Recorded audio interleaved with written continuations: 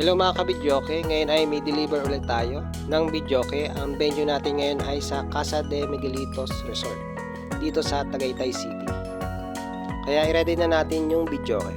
Umuulan lang ngayon pero tuloy pa rin tayo.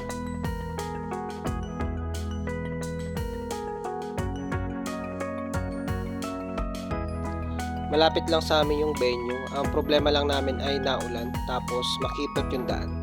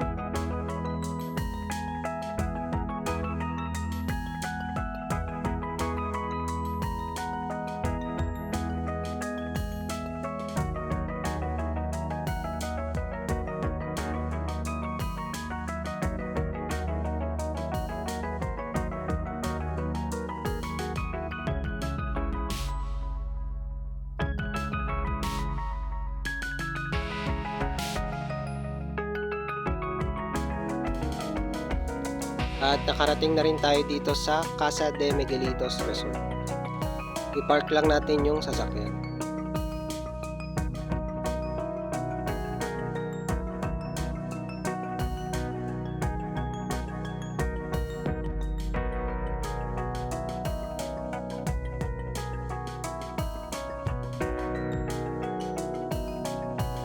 At yan, na-deliver na namin yung bidyoke.